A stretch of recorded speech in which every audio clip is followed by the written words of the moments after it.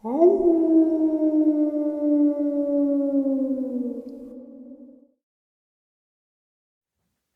greetings and salutations, everyone. I hope everyone is still doing all right after that shocking photo today. Well, it's that time for the paranormal side of this channel. Before we get into it, a couple links. As you know, I rely on Patreon, PayPal, and my merch to help the channel to continue to grow and go. The links to Patreon and PayPal are in the description below. My merch is displayed directly under this video. Also, Dogman Frightening Encounters, Volume 1, 2, and 3, the audiobook versions. They were written and researched by Tom Lyons, narrated and produced by me, Jeffrey Nadolny. Those audiobooks are available on Audible, Amazon, and iTunes, the links to which are also in the description as well. Now, everyone, let's take a walk on the paranormal side. Shall we? Today's first experience on the paranormal side. One of my best friends is into ghost hunting and the paranormal. I've been on a few ghost hunts with him, not many, only 4, maybe 5. 2 in particular have stood out in my mind. After watching a few episodes of a well-known TV series on Prime TV last night, I was suddenly reminded of these 2. This is an experience that changed my entire view on the paranormal. So my friend, let's call him Bob, invited me to go on a ghost hunt. I know, there was me, Bob, and a woman who we will call Sally. Sally was a Wiccan. There were a few others there, but I can't remember them, and they bear no importance to this tale. They may have a tale of their own, but I never got to hear it. Anyway, on a Saturday night, we meet at Sally's house and waited until dark. Then we drove to some woods, where there had been a few, maybe more than a few, suicides in the past, mainly involving a rope and a tree. At the start of the night, I was wondering what I had gotten myself into, as I just had images of being bored all night in the woods. After parking the cars, we climbed the fence/gate/stile, I can't remember, and entered the woods. It was very quiet, and the footpath seemed to lead into the darkness. Following the footpath seemed easy. However, at one point I lost everyone. I had gone too far ahead and decided to head back. This seemed hard to do. The ground was flat, but turning back, I seemed to meet resistance. It was like climbing a mountain. I could go further into the woods really easy, no effort, but going away was not easy. So I just waited, and eventually they caught up. I'd mentioned this to Bob, and he said he also experienced the same sensation. Bob, myself, and Sally ended up splitting from the others, as they just wanted to hang back and take photos. So on we went, leaving them behind. After a point, we could see a bit of the clearing in the woods, and I could swear I could see people or shadows moving. Sally said quite possibly, and also said that it was the eve of something. I can't remember the details, but it was like something you'd read in a fairy tale. Anyway, Bob, who is also a medium, said to go and have a look, which Sally advised against. Bob and myself moved forward.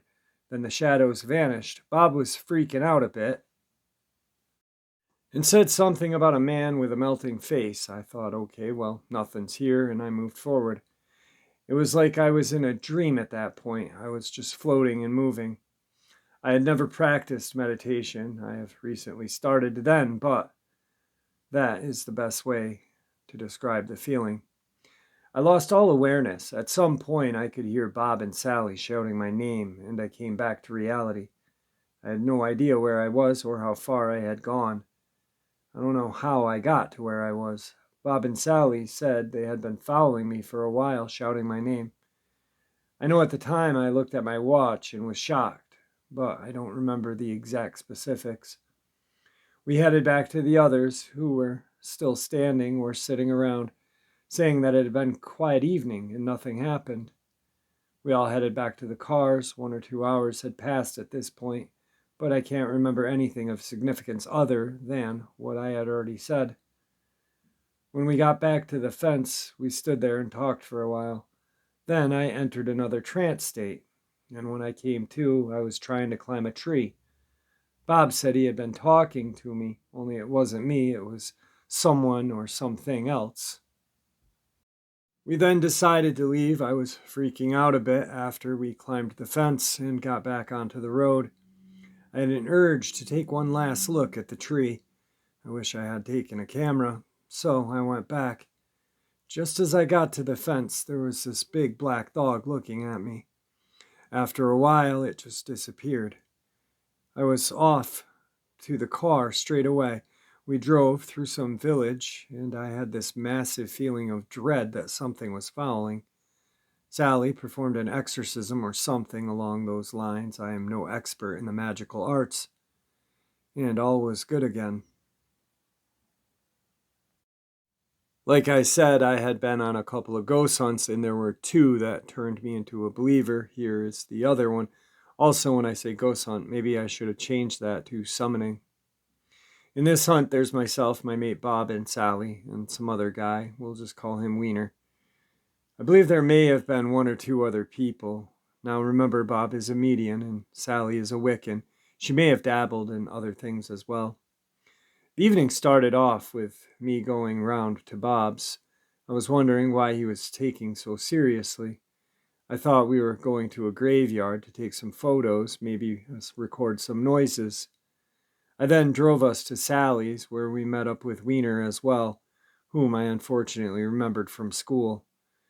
He was also wondering why Sally and Bob were taking this so serious. Drive myself and Bob to a car park in the middle of nowhere. Sally and Wiener, maybe the others, led the way. We park the car, walk through some woods to a graveyard. We look around a bit. Nothing really happens. Bob starts talking to someone/something, but we can only hear Bob, not who or what he is speaking to. Wiener's super bored at this point. I'm kind of enjoying the cool, dark summer night. Then Bob stops, talks about some kid who died. I can't remember the specifics, as it's been quite a while. We start searching for graves for this kid. No kid. There's no grave. At this point, Sally tells Bob to get the board out. He opens my day sack. He packed it earlier. I didn't pay any attention to what he was packing. And pulls out and unrolls a Ouija board and pulls out a glass.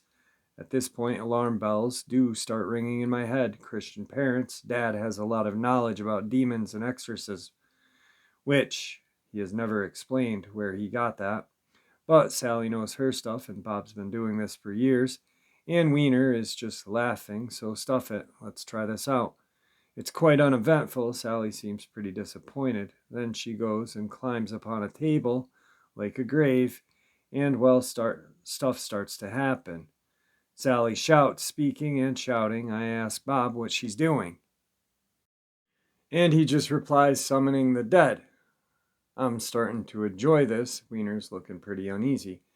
After 5 or 10 minutes, Sally climbs down and tells us to try the Ouija board again. The glass moves this time, but I'm not convinced. As soon as the thought of this being fake BS enters my head, the glass starts spinning. I'm starting to get an uneasy feeling myself at this point, and a feeling of dread. We ask the board some questions, then Sally says to the board to show itself. Then Bob starts speaking in a different voice and leads us to the overgrown bush. He rips away some brush, and in the middle is an old gravestone. Someone has paper and a crayon, so we take a rubbing. Sure enough, it's a kid that Bob was on about, except Bob is now talking as though he is this kid. I take a look around as the feelings I'm having are not good, and they are growing. In a nearby field, I see shadows and silhouettes moving. I tell Sally. Wiener is full on freaking at this point. I'm not far off. We start to drag Bob away toward the car. Sally chucks some stuff over him. No idea what, and chants something. Bob's back to being Bob. We get back to the cars and drive off.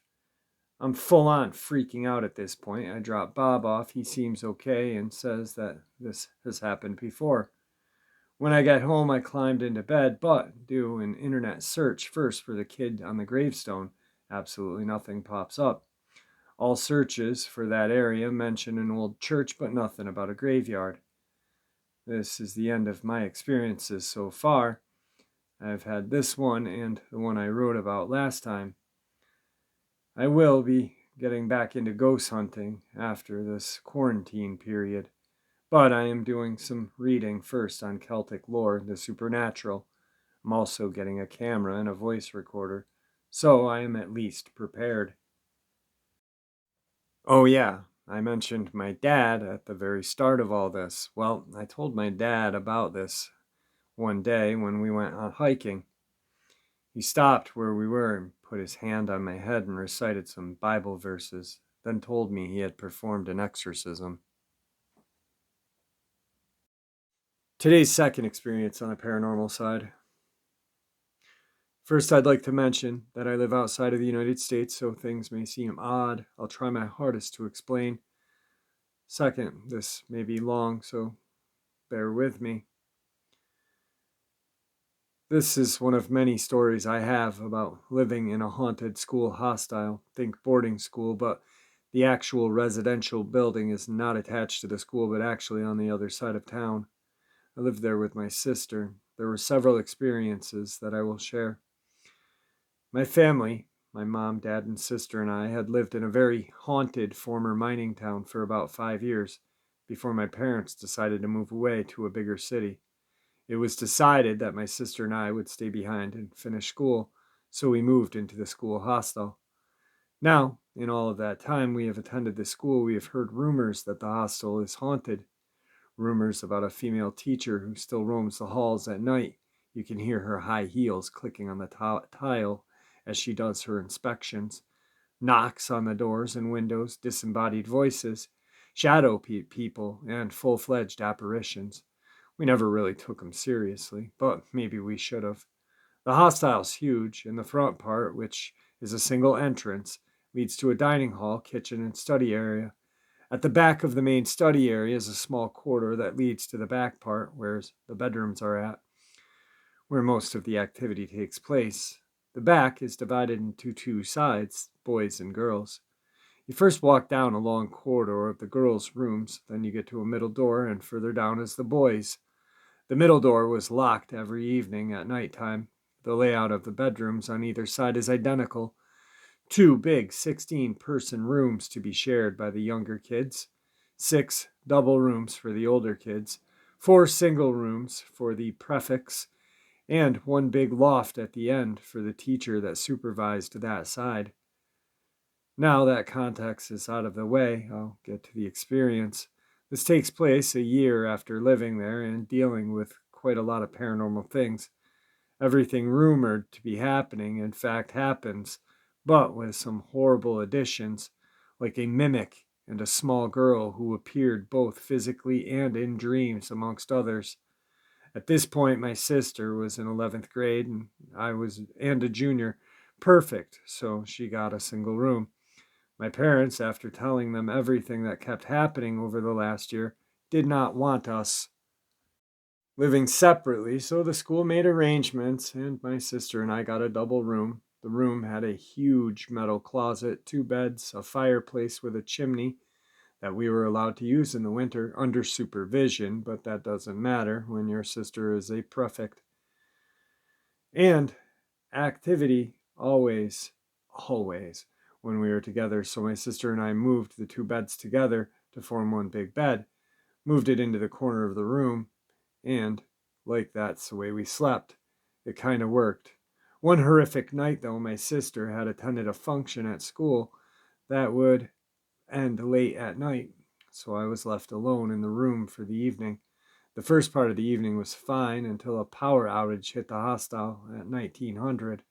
One thing you should know, there is always activity in the building, but it's always intensified when you are either alone or in the dark. Right then, I was both. I switched on my phone flashlight and attempted to sleep because it's still hours before my sister was due back and I had school the next day. As I laid my head down, I had my phone on my sister's pillow with the flashlight pointed up and the light to light up the room. Dozed off. The next thing I remember is being half awake and the room is pitch black.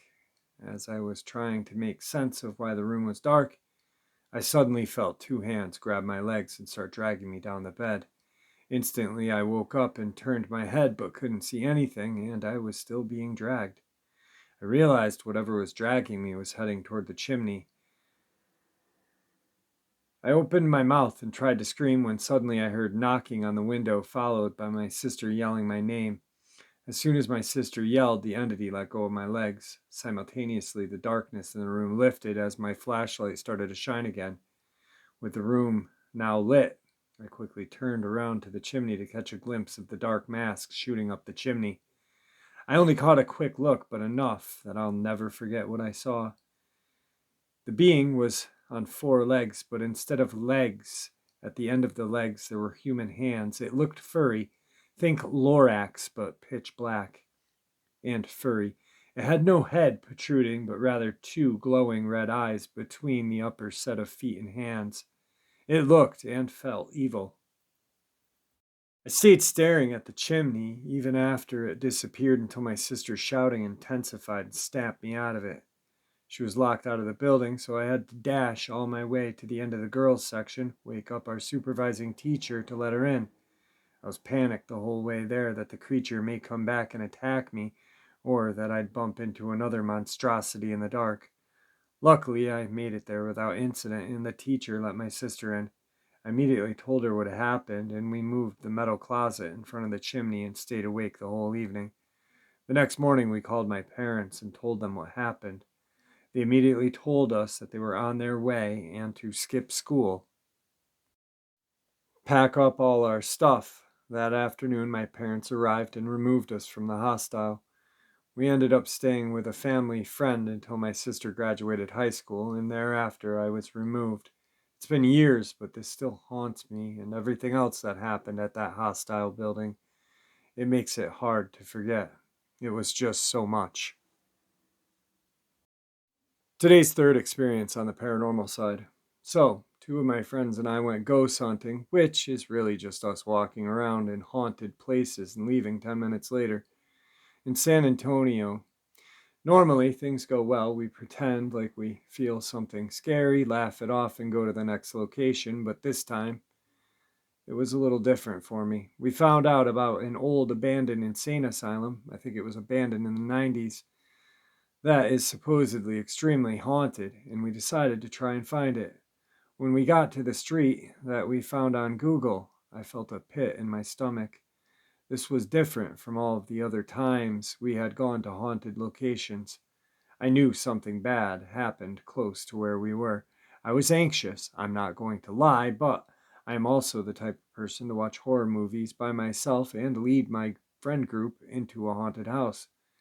The anxiety level I was feeling was similar to waiting outside of a haunted house, so for me it wasn't too extreme.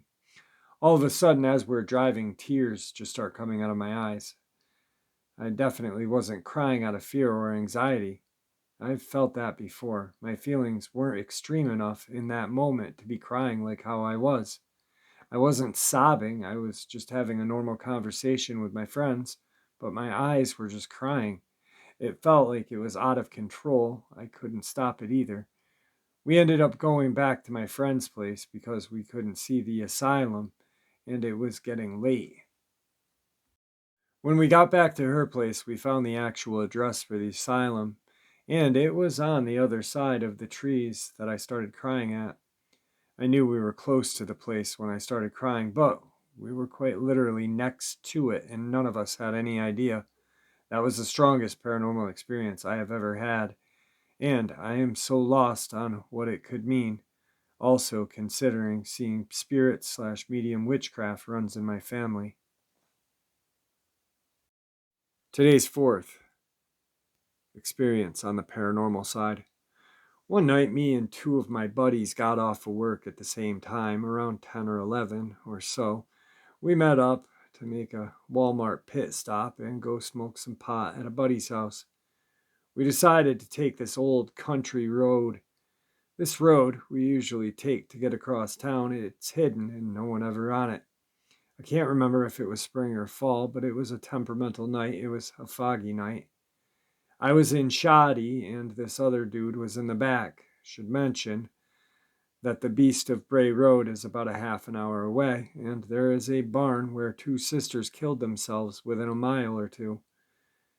I see this thing jump in front of the car. The driver hits its brakes, but it's too late. It dissipates into the fog as we hit it. Did you just see that? The driver looks at me. We hop out of the car to investigate. No sign of anything, nothing in the grill. We didn't hit anything. The dude in the back seat had not seen anything and was more confused than us. The next 10 minutes on the drive was silent. Did you see that thing? The driver asks. I say, yeah, I saw it. What did you see? He described exactly what I saw.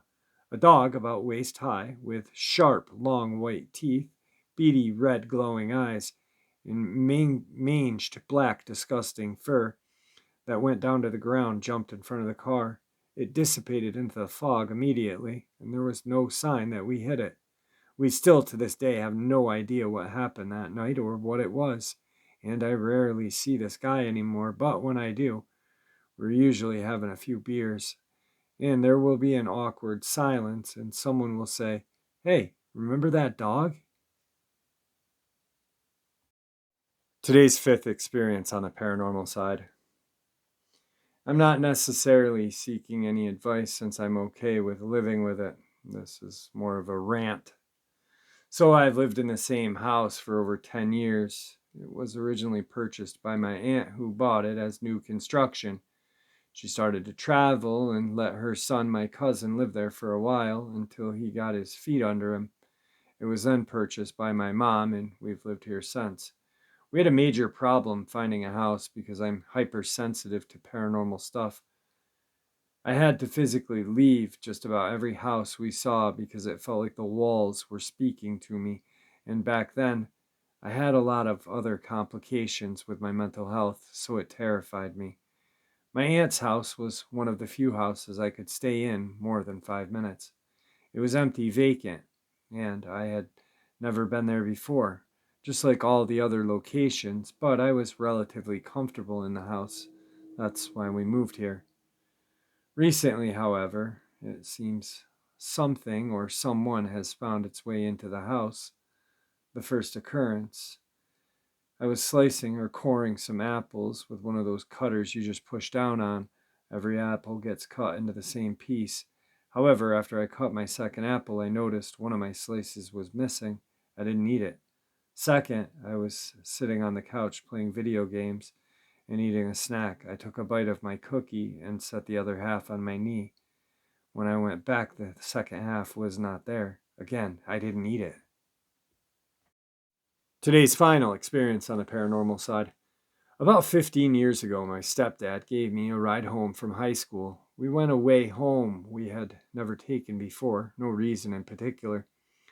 As we turned right down the street, he drove half a block, and there were 3 children playing on the left-hand sidewalk and semi-spilling off on the road, kicking the ball, I believe. As he drove forward, I looked to the right, and the biggest dog I had ever seen was staring at them, no leash or collar, as if it had wandered there.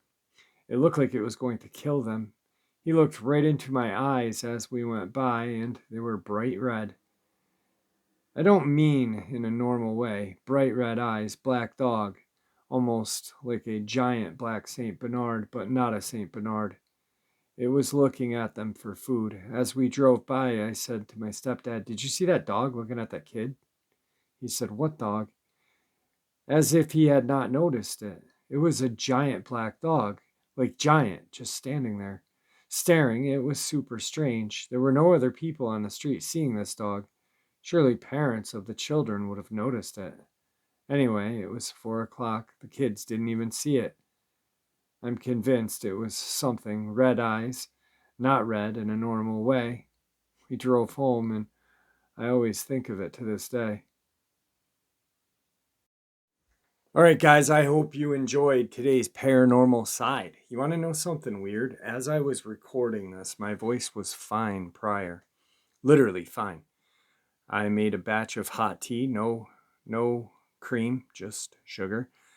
And my throat was sore and raspy the entire time I recorded this. I wonder if they don't want me to read the paranormal side to you guys. No, I'm just kidding. Anyway, I just thought it was kind of weird. But here it goes again. See what I'm talking about it. Friggin' strange.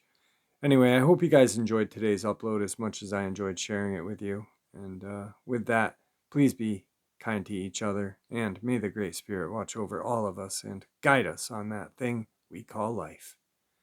Until tomorrow, my friends, have a good one.